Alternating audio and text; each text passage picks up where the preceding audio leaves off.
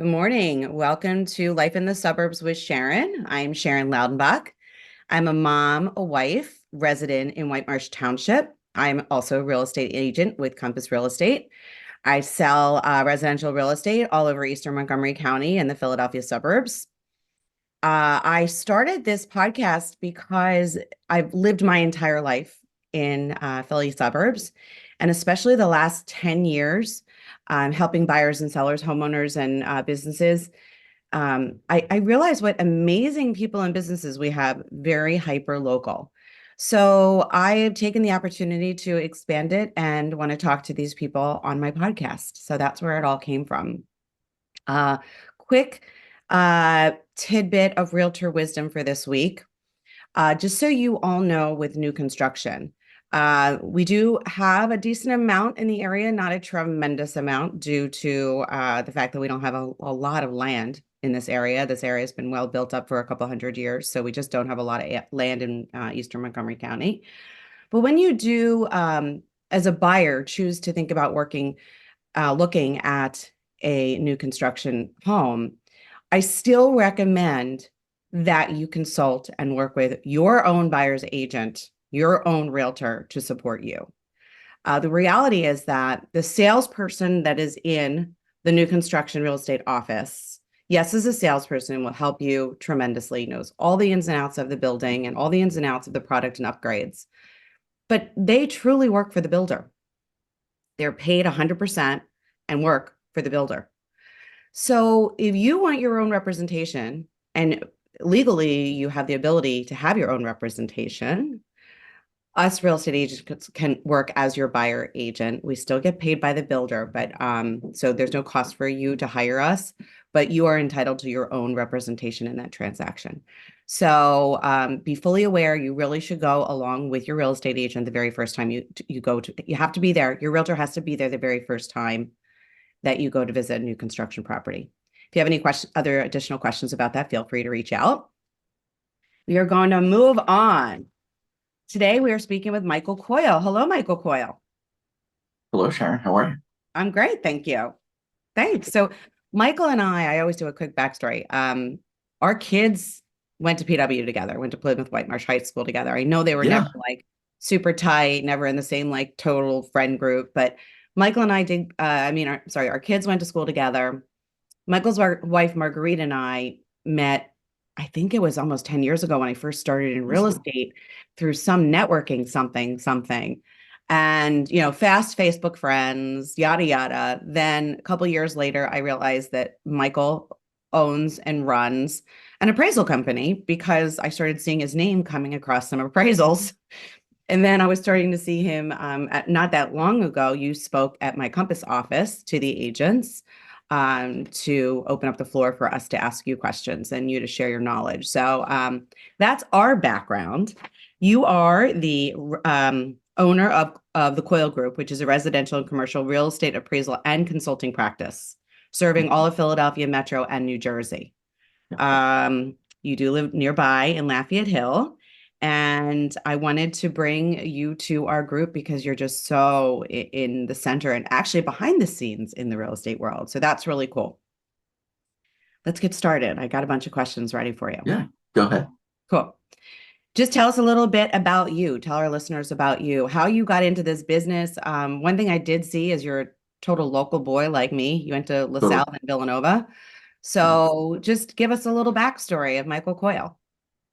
Well, I originally started over in Northeast Philly. My parents moved to Lafayette Hill when I was about 6 years old. So I've been in Lafayette Hill since then. Moving away for college, went to Villanova, went to LaSalle for high school back in the You went late away 80s. to Villanova? Well, yeah, yeah, down the road, 20 minutes away, sure. Mm. But yeah, so went there. That was about as far as it went. Lived in Chestnut Hill for about 11 years, and then my wife and I moved back to Lafayette Hill when we started having kids, and we realized that you really can't look at Philadelphia schools, and so we had such a great school district right here. So that was one of the things that drew us back, and I think it's one of the things that draws so many people to this area. Yeah, Oh, yeah. but yeah, I got involved in real estate appraisal back in 1993. Um, Stayed in it for a little bit. The market blew up at that point in like 94. got back in 2000 and have been doing it ever since. What was your major at Villanova? I couldn't find that. I was marketing.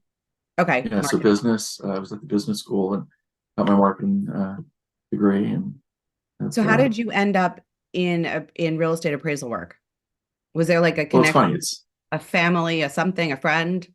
Well, that's you know what, that's typically how people get into appraisal work. So much of it is, these family connections and these friends connections because of the apprenticeship basically that you have to do. But I got into it through a friend of mine. He'd been working for a company in Bluebell. They were hiring at the time. They brought a bunch of people in, and then, like I had said, in '94 the market blew up, and in one day I think they laid 26 people off. Mm. And I got out of it again, or I got out of it, went and worked with the insurance brokerage for years that was owned by my family, and then got back in 2000.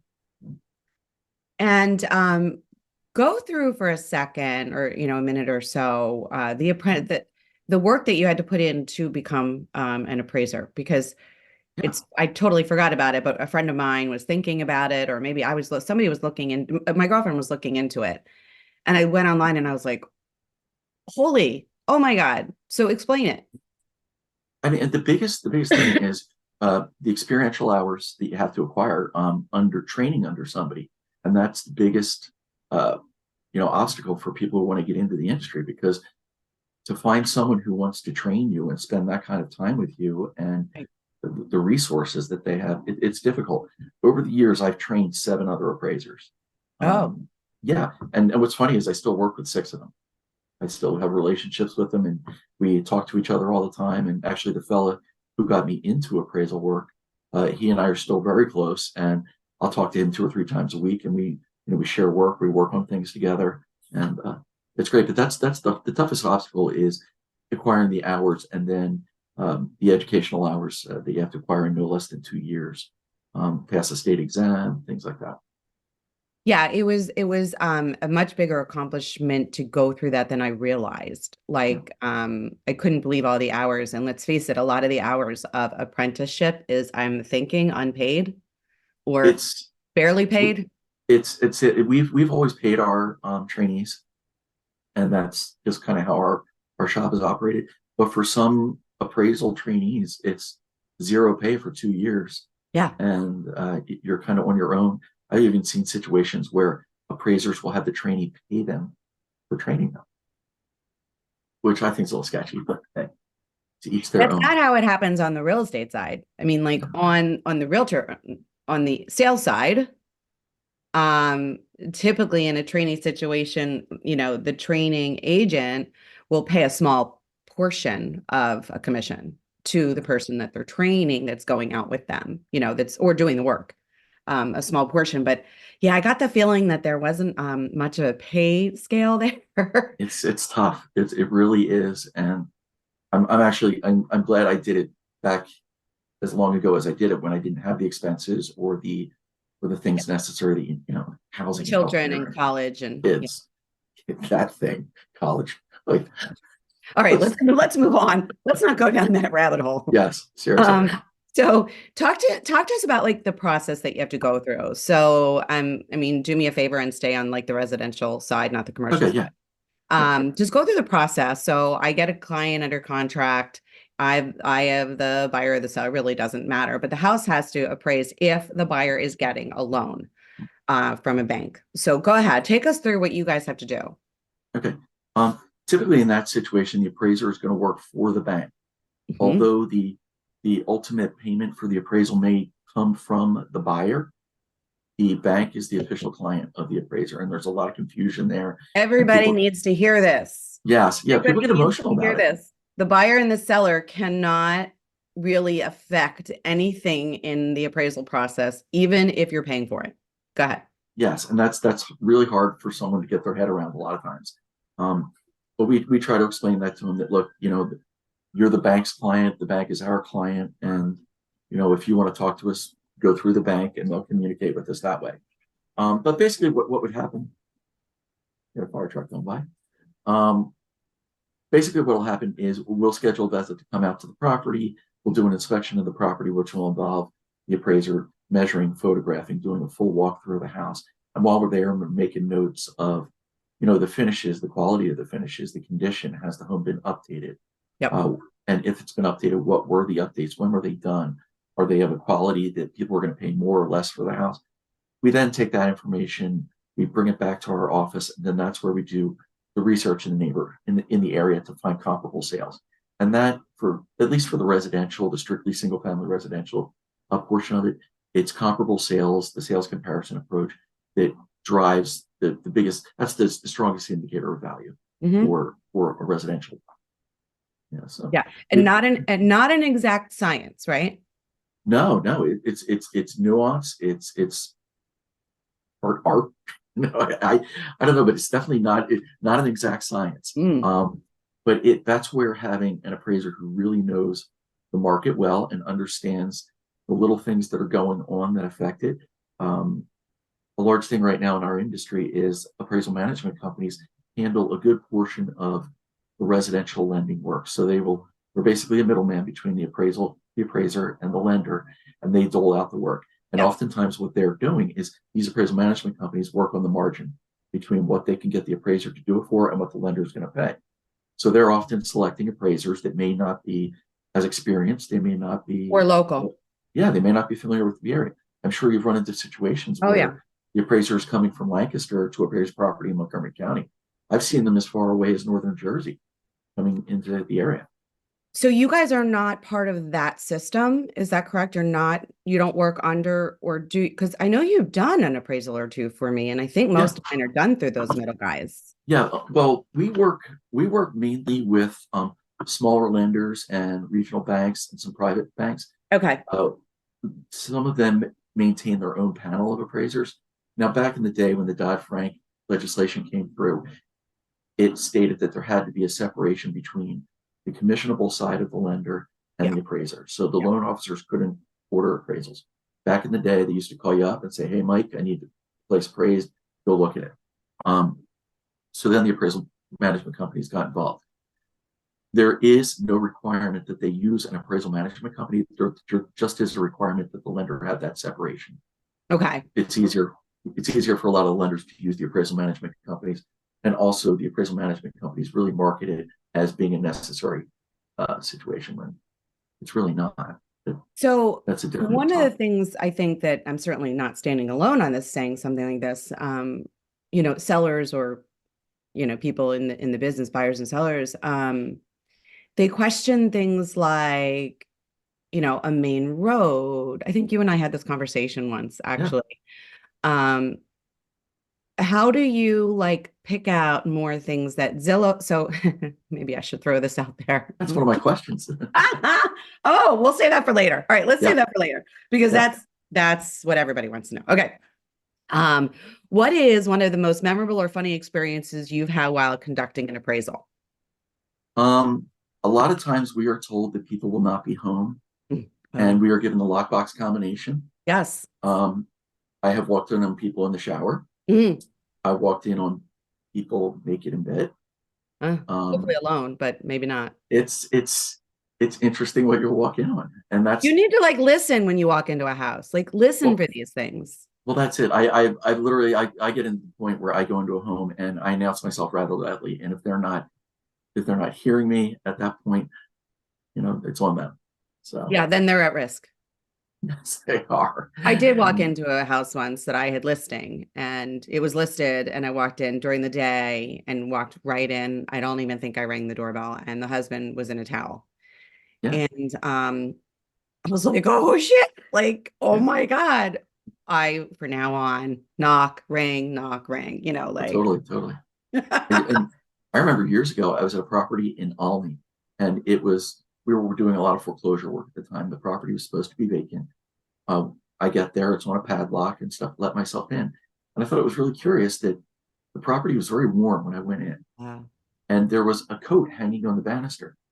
So I'm like, yeah, kind of, I yelled, didn't hear anything. So I went down, did my inspection, and I went down into the basement. And so I was down in the basement. I could hear footsteps running down the stairs from the second floor and out the front door. Hmm. So, needless to say, I stayed in the basement for about 10 minutes before going up there.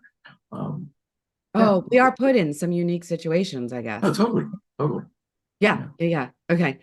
Um, this is what everybody really wants to know, right? Yeah. What's your feeling on the real estate market? Like, my listeners know what my feeling is because I've already gone through it. But tell me what your feeling is about our current state of the real estate market and what you see short and long term coming. Okay.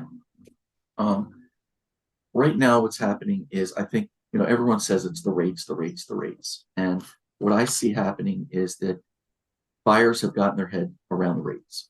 They Hmm. want to buy. The biggest problem we have right now is inventory. Hmm. There's nothing out there to buy. There's nothing out there to sell. There's Yeah. nothing out there to mortgage. There's nothing out there to appraise. So until our inventory turns around, um, we're going to be in this kind of staging area where everyone wants to do something. We're just waiting for the inventory to arrive at the party. I just put a post up on Facebook that said in the past 7 days, in our 5 county area, Mhm. there have been over 1,550 properties that have either entered the market or have been reclassified or restructured in order to be more competitive in the market. So that's homes that are coming soon, active, back to active, price decreases and Yeah. price increases. Oh, 1,500. And while that's not a huge number, if you look at historically, it's an upward swing that shows some sort of positive momentum, oh, building. That's at least kind of how I see it. I do think that prices we'll see prices appreciate as we go into the spring. We saw them kind of tail off towards the end of the year, but that's that just was regular seasonality. that was like the smallest blip, shortest blip ever of Yeah, yeah, prices maybe being stagnant or slightly down. And just to recap really quick, so Michael's talking about the 5 county area, which is, yes, all the counties surrounding Philadelphia. If you are associated with us and local to Eastern Montgomery County, the numbers are not as positive as yes, promising as what Michael's saying, yeah. because around here, our inventory is still significantly low and still moving so fast and not as much going, back on the market. What we are seeing is in some softer markets like Philadelphia County and other regions, um, then properties that sellers thought that they could sell high, they're starting to sit a little bit and get repriced or going under But contract and going back, hitting back on the market because the buyer's backing out because of inspections are happening again and things like that. But mhm. what we're seeing in our very tight region of Eastern Montgomery County, the main line, um, we're not necessarily seeing that positivity in inventory. Well, it also just goes to show you, even within the Philadelphia region, real estate is so local. Mhm. What's Yeah. happening, what's happening in Philadelphia may not be reflected in the counties. Yeah. And even in the counties, what's happening in one school district or neighborhood may not be reflected of the whole thing. That's why I always warn people, don't look at the national numbers, the Case-Shiller index and stuff like that. Those big numbers that are put out there by, our friend Zillow and things like that. Find out, find the local expert who's going to know what they're doing and what's going on locally. 100%. Yeah. Yeah, And not to knock my realtor friends, but when agents say that they work, 2 and 3 states, yeah, that's that scary. it's just not a thing. Like, if you are going to say you specialize in 3 states, that's not possible. There's just Yeah. not enough time to know neighborhoods and know conditions and know everything in that large of a span of space. It's Yeah. impossible. So when you really are, I mean, my suggestion is it may cut me out with certain people, and I refer people that want to work with me but are out of my realm of expertise. I refer them to friends that I know that work in those areas and are much more familiar and walk in the beat, in those areas. So that's another thing that was a good thing to bring up.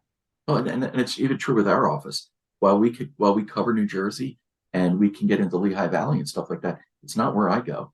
My Yeah. area is Philadelphia, maybe up to Lansdale or Collegeville Yeah. and out on the main line. And we have other appraisers in our office that live in those areas and cover the other areas. We should be So paired up because that's my specialty too. totally, Yeah, totally. we should totally be paired. I grew up on the main line. So I grew Oh, up in really? Marion, and then I've been here for 28 years or 26 years, whatever it is. So yeah, I sell Lansdale all over. I say the 73 corridor. Classy, isn't it? 73 corridors. Look at that. Fancy. Really That's so classy. fancy. All right, Sorry moving about that. on.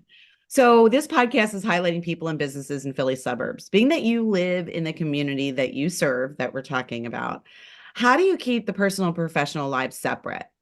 like, for instance, at one time you and I sort of were working on an appraisal together. How do you keep, because I know you're expected to have a very professional, and you have to, eye on things. So tell me, is that difficult?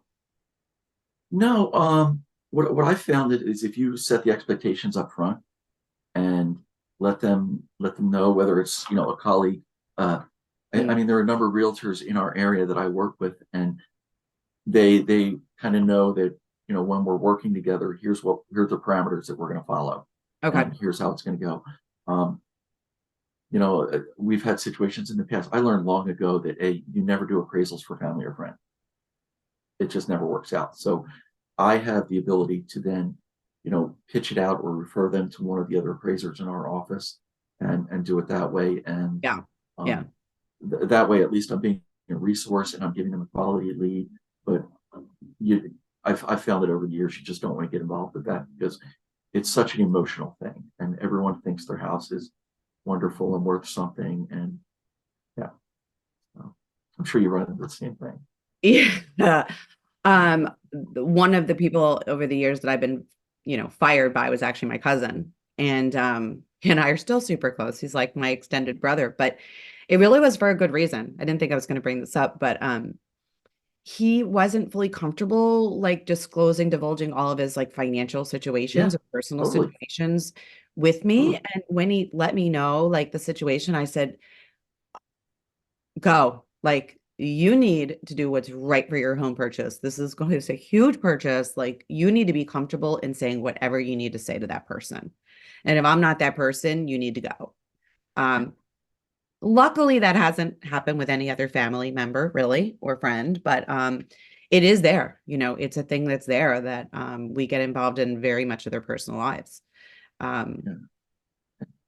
Yeah, totally, especially on your end of it, where you are looking at the financial documents, you're seeing all the credit reports and Yeah, I really don't. It's funny. So I don't no, know if people realize that, but the buyers are working with the lender who is responsible for collecting all of that. Like we have on our side, on the sales side, obviously the buyer needs to fill out a BFI, a buyer's financial information sheet.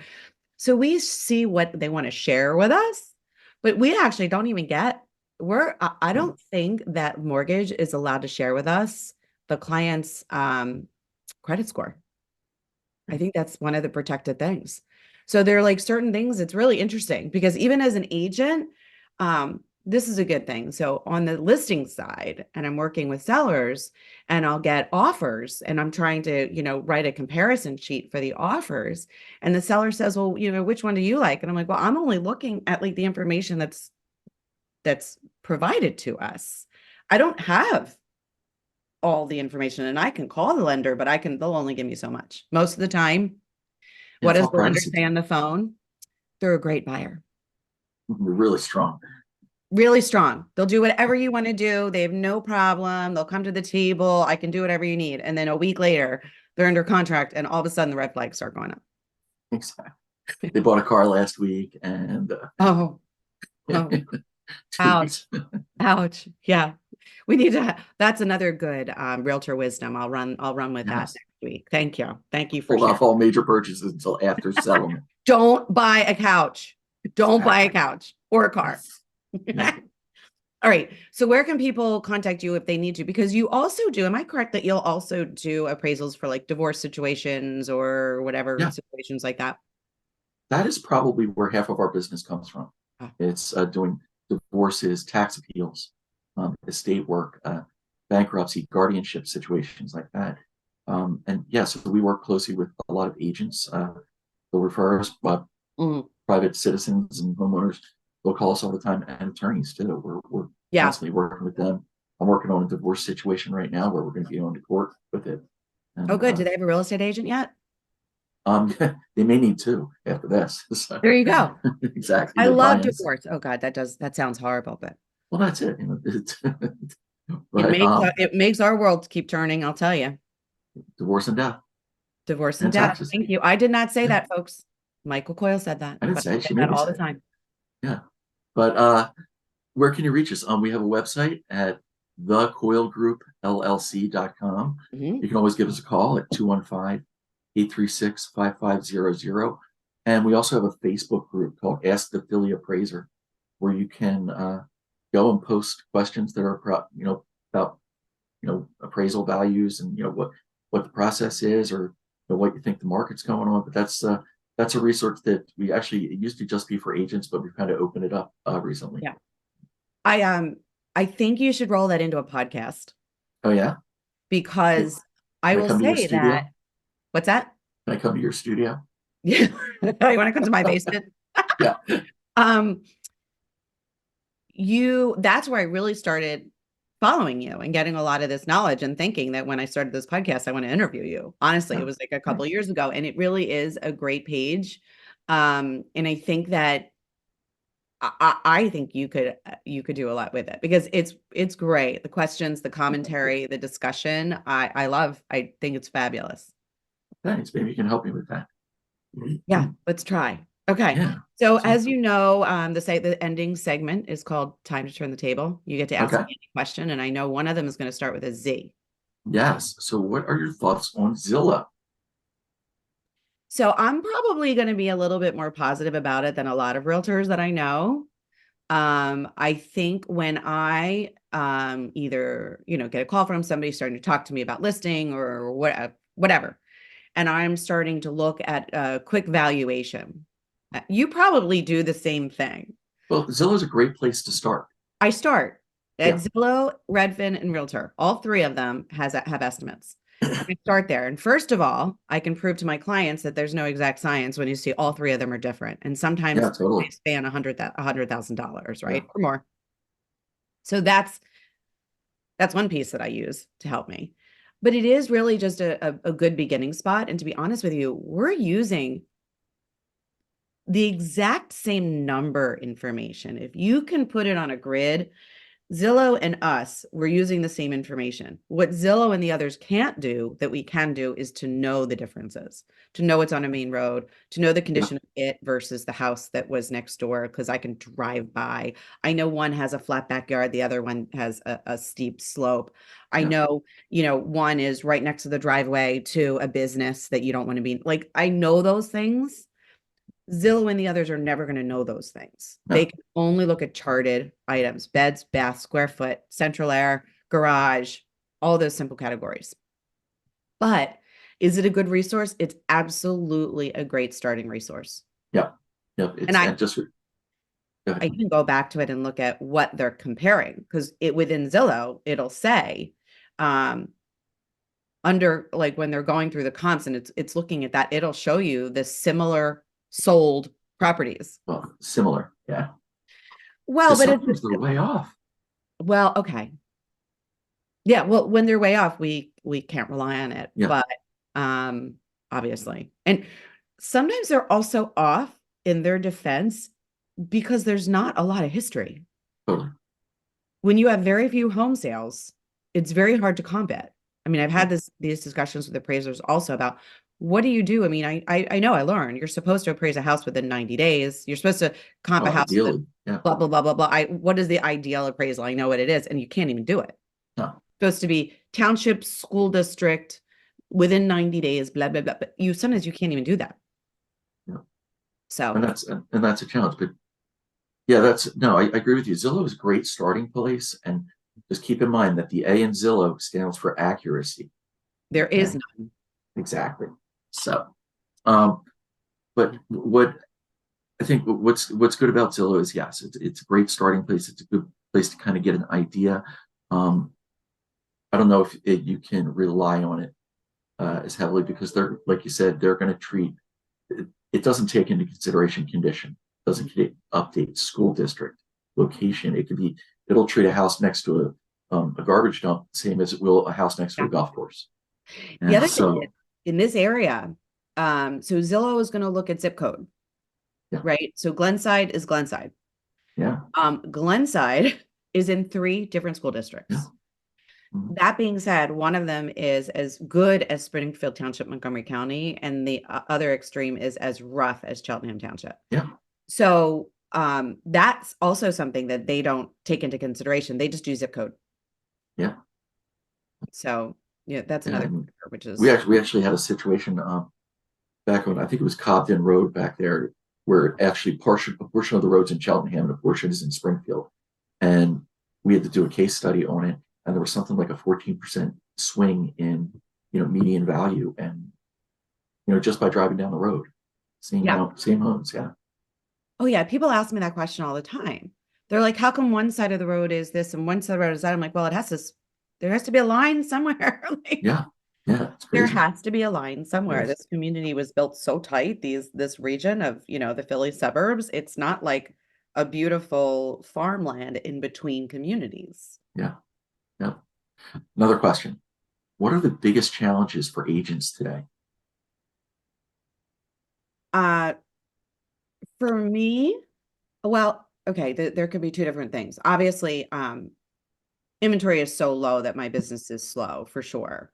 I tend to work mostly with people buying and selling at the same time. Upsizing and downsizing has become, sort of, the key to my business. Um, so being that most people aren't ready to trade in their 3% mortgage, there's just not a lot of moving Totally. going on right now. The other challenging thing for me is being um, an independent real, self-employed Yeah. by Entrepreneur, myself. business owner. Yeah.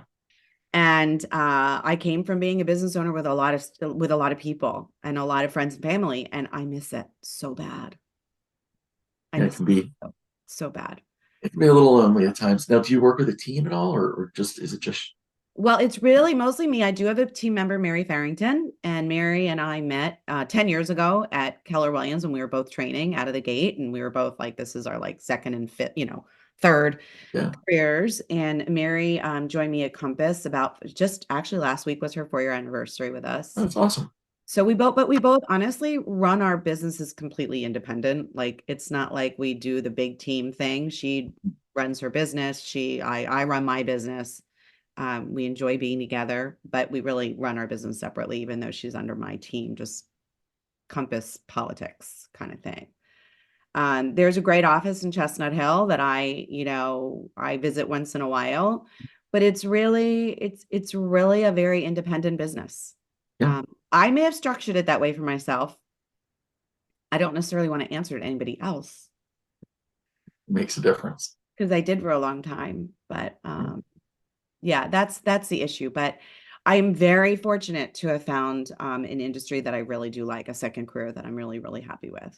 that's awesome. And I can be really successful in this business and have the flexibility that I was ready for at this stage of my life. Yeah, Um, my kids are mostly gone, so I'm an empty nester with kids that are back after college. That's that. I don't know what we call that. We should name that something. what are the boomerang kids? I don't know. Boomerang kids. Well, one I think is moving out in May, and the other we're trying to. Yeah, just change the locks. Just, yeah. He still expects dinner on the table every single night. I don't Yeah. know what Marguerite's like about that, but I'm not that mom. No, we just have so many people running in different directions. I mean, she does such a great job, but Yeah. uh, it's just constant. I mean, and then the weekends, you're running the different states, for swim meets and volleyball and lacrosse, and Oh, all sorts of stuff. well, active kids. Oy, oy, Yeah, oy. Yeah. yeah. All right. Well, thank you so much for coming on Thank you, Life in the Sharon. Suburbs with Sharon. It was great. And I hope that we are going to attract, I'm going to send this to you. You'll post it all over. I hope we're Oh going yeah, to attract all sorts of people in the real estate industry. Because I think we shared a lot and had great conversation. If you want to hear more, you can find me on my YouTube channel, Life in the Suburbs with Sharon. I'm always available on all social channels at Sharon Loudenbach. And hope to see, thanks again, Michael Coyle, and hope to see you well, all next week. thank you for having me.